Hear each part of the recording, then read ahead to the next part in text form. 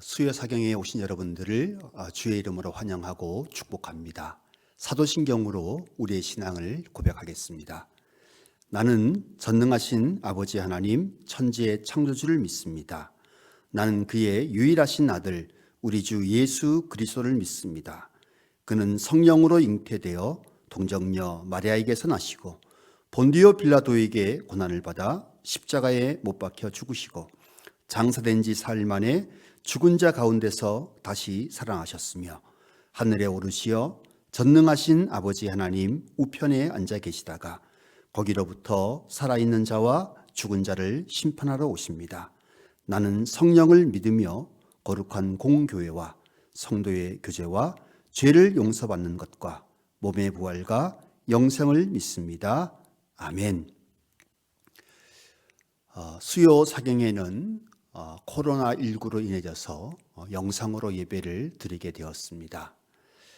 또한 성구 영신 예배도 내일 저녁 11시 30분부터 실시간으로 방송을 하면서 예배를 드리게 되었습니다.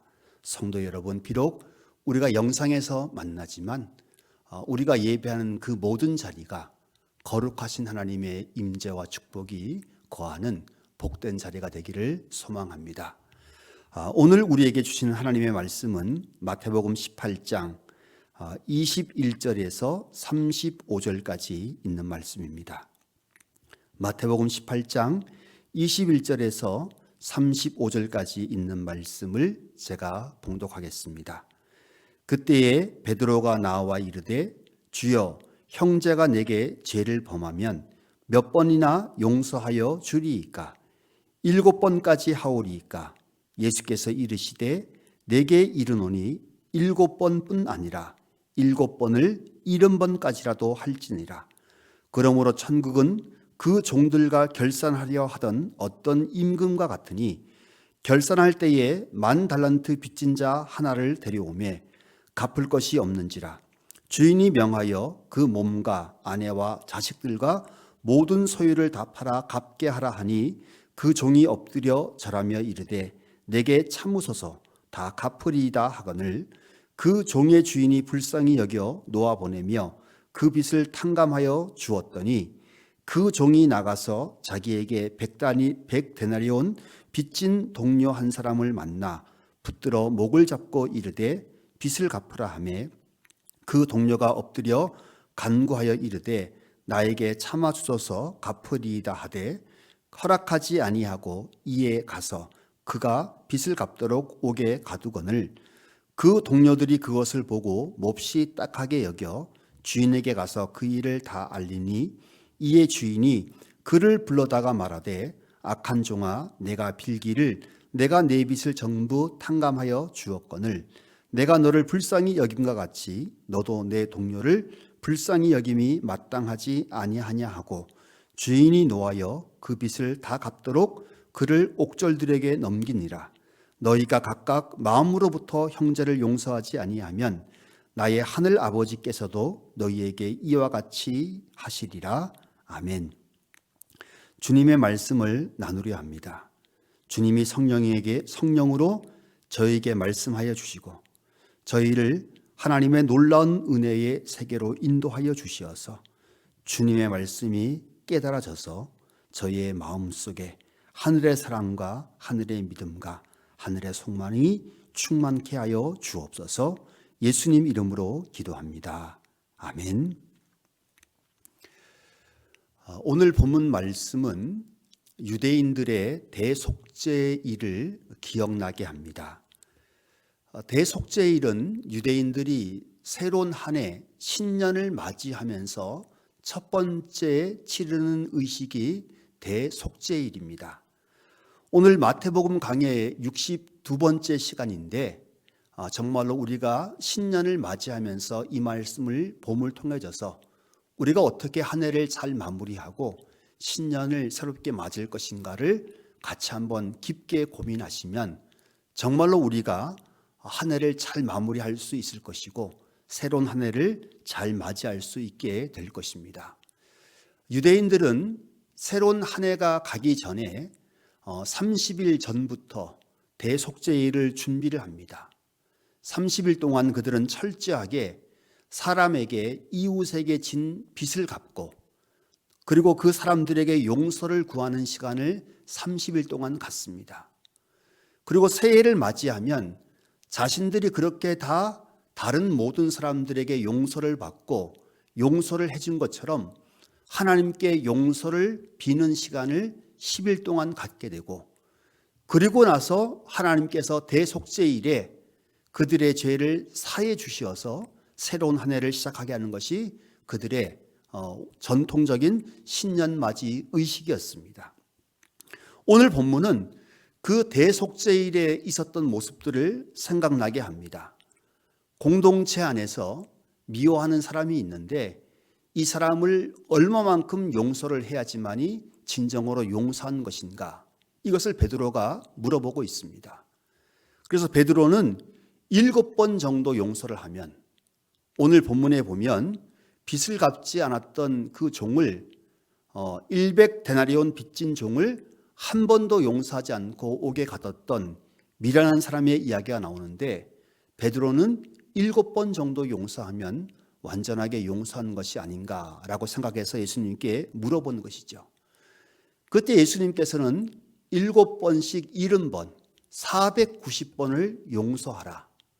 490번을 용서하라라고 하는 말은 490번을 용서하라고 하는 것이 아니라 완전하게 깨끗하게 용서하라라고 하는 말입니다. 유대인들은 대속죄일 때문에 용서에 대해서 좀 더 차원 높은 생각들을 가지고 있었습니다. 진정한 용서가 무엇일까? 거기에 대해서 유대인들은 많은 생각을 하고 있었는데 어떤 사람이 내게 부탁을 하러 오게 되는 경우들이 있습니다. 그때 너는 내가 예전에 부탁을 했는데 그때 들어주지 않았으니까 나도 들어주지 않겠다라고 얘기하면 그것을 복수라고 이야기했습니다. 다른 사람에게 당신이 내게 했던 것처럼 나도 똑같이 그 청을 들어줄 수 없습니다 라고 하면 그것을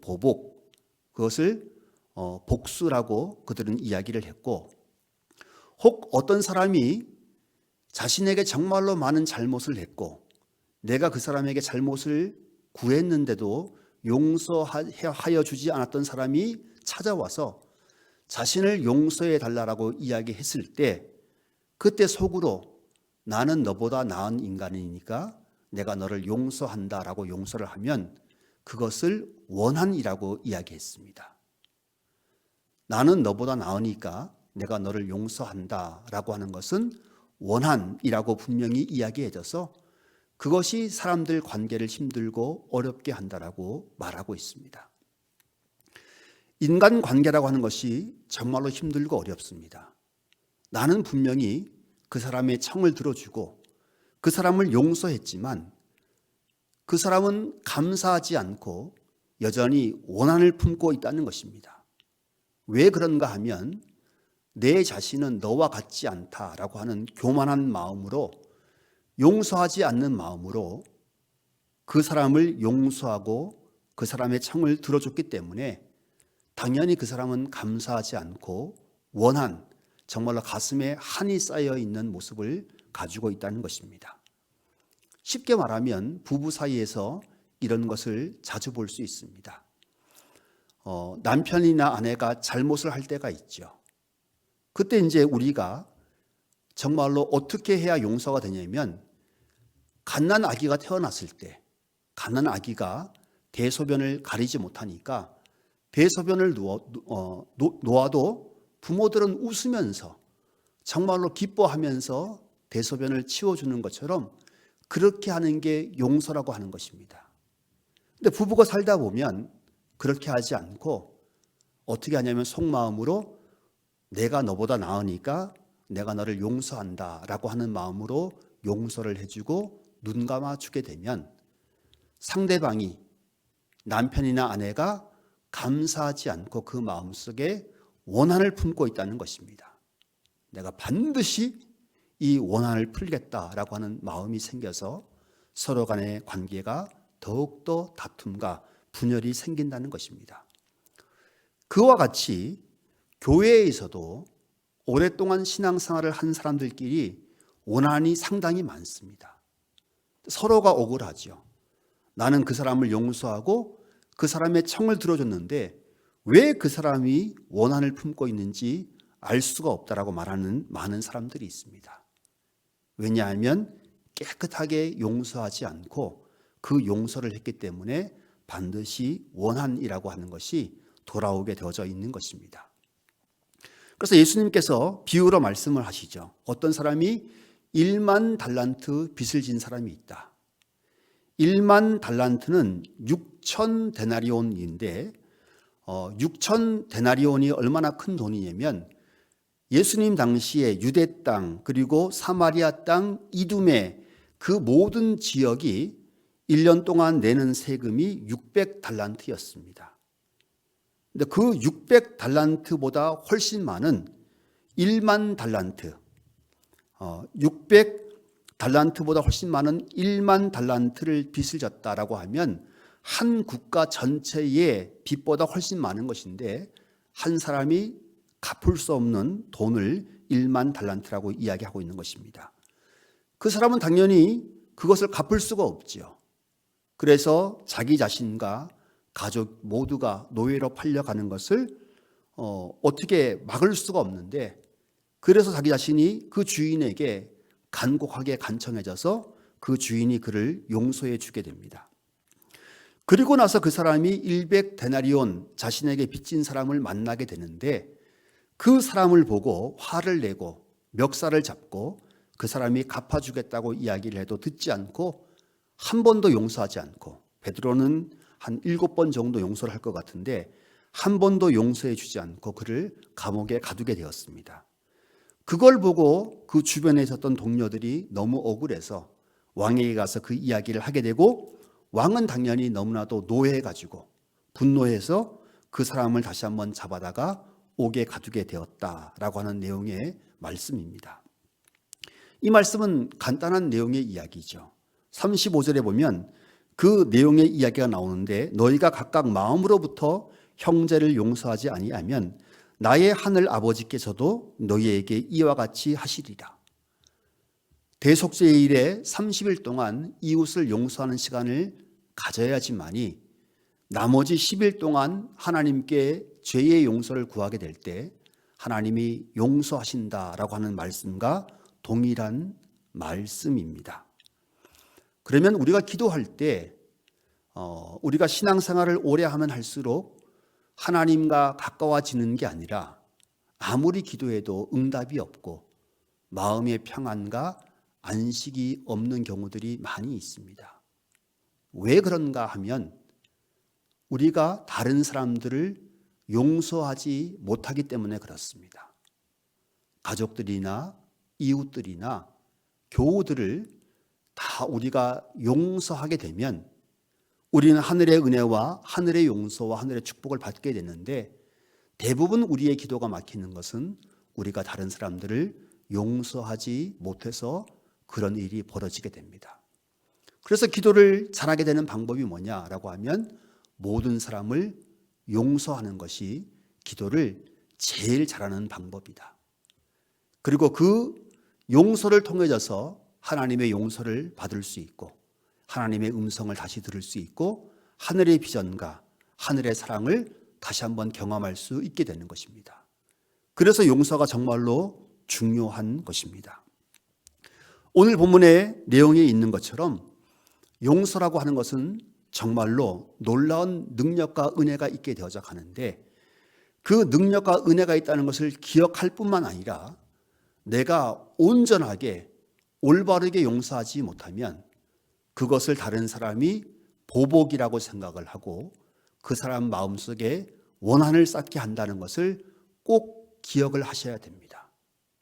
그래서 용서는 뭐냐라고 하면 우리가 첫 아들을 낳았을 때, 첫째 아이를 낳았을 때 그 아이를 보고 모든 것 젖달라고 울고 떼를 써도 그 아이가 대소변을 눕는 그 모든 모습을 보고 웃으면서 기뻐했던 것처럼 모든 사람들을 그런 마음으로 바라보는 것, 그게 용서라고 하는 것입니다. 그게 490번 용서한 모습이라고 하는 것입니다. 그래서 이 한 해가 가기 전에 정말로 내가 그런 얼굴을 다시 한번 회복하면서 한 해를 보내시기 바랍니다. 모든 사람을 용서하고 그 사람을 보면 첫째 아기가 태어났을 때처럼 그렇게 이뻐 보이면 내가 완전히 용서한 것이고, 그런 얼굴이 내 얼굴에 나오지 않으면 나는 용서하지 않은 것이죠. 여러분, 이제 올 한 해가 이틀 남았습니다. 이틀 동안에 사랑하는 가족들의 얼굴을 보면서 완전히 용서한 얼굴로 여러분들 만들어 가시기 바랍니다. 직장과 이웃과 동료의 그 모든 사람들을 완전히 용서한 얼굴로 바라보시기 바랍니다. 그러면 여러분들 새로운 한 해를 맞이할 때 하늘의 용서를 경험할 수 있고, 그렇게 환하게 웃으시면서 다가오시는 그 예수님의 영광의 광채, 영광의 얼굴을 다시 볼 수 있게 될 것입니다. 고린도 교회도 참 문제가 많은 교회였습니다. 정말로 많은 일을 한 교회였는데 그 교회도 항상 시끄러웠습니다. 왜냐하면 이 용서를 올바르게 하지 못해서 그런 것이죠. 그래서 고린도전서 13장에 아주 유명한 사랑장의 말씀이 나오는데, 이 말씀을 제가 사랑이라고 하는 말 대신에 용서라고 하는 말로 한번 읽어보겠습니다. 내가 사람의 방언과 천사의 말을 할지라도 사랑이 없으면 소리나는 구리와 울리는 꽹과리가 되고, 다시 한번 읽겠습니다. 내가 사람의 방언과 천사의 말을 할지라도 용서가 없으면 소리나는 구리와 울리는 꽹과리가 되고, 내가 예언하는 능력이 있어 모든 비밀과 모든 지식을 알고 또 산을 옮길 만한 모든 믿음이 있을지라도 용서가 없으면 내게 아무것도 아니요, 내가 내게 있는 모든 것을 구제하고 또 내 몸을 불사르게 내어줄지라도 용서가 없으면 내게 아무 유익이 없느니라. 용서라고 하는 말씀을 넣고 읽었습니다. 사랑은 용서이기 때문에 그렇습니다. 그러면 우리가 산을 옮길 만한 능력, 아니면 방언과 예언과 천사의 말, 이 모든 것을 바라고 간구할 필요는 별로 없습니다. 여러분, 용서하기만 하면, 모든 사람들을 정말로 첫 번째 태어난 아기의 모습으로 바라보고 웃어주기만 하면 하늘의 축복과 하늘의 은혜가 여러분 가운데 가득하게 될 것입니다. 올 한 해를 용서로 잘 마무리하시고 정말로 천사의 말, 그리고 산을 옮길 만한 능력, 그리고 여러 가지 방언과 예언과 여러 가지 그 모든 것들이 없다 할지라도 그것을 통해서 하나님이 여러분들을 그렇게 밝은 얼굴로 대하시고 복을 주시는 새로운 2021년을 맞이하시는 지혜로운 성도들 다 되시기를 간절히 축원합니다. 자비로우신 주님, 2020년을 주님의 은혜 가운데 보내고 이제 새로운 2021년을 맞이하게 하시니 감사드립니다. 한 해 동안 살아오면서 내 안에 쌓여있는 보복과 원한의 감정들을 다 버리게 하시고 모든 것을 용서하게 하옵소서. 그리하여 하나님께 나 자신도 용서받고 주 안에서 새로운 축복의 한 해를 맞게 하여 주옵소서. 예수님 이름으로 기도합니다. 아멘. 하늘에 계신 우리 아버지, 아버지의 이름을 거룩하게 하시며 아버지의 나라가 오게 하시며 아버지의 뜻이 하늘에서와 같이 땅에서도 이루어지게 하소서. 오늘 우리에게 일용할 양식을 주시고 우리가 우리에게 잘못한 사람을 용서하여 준 것 같이 우리의 죄를 용서하여 주시고 우리를 시험에 빠지지 않게 하시고 악에서 구하소서. 나라와 권능과 영광이 영원히 아버지의 것입니다. 아멘.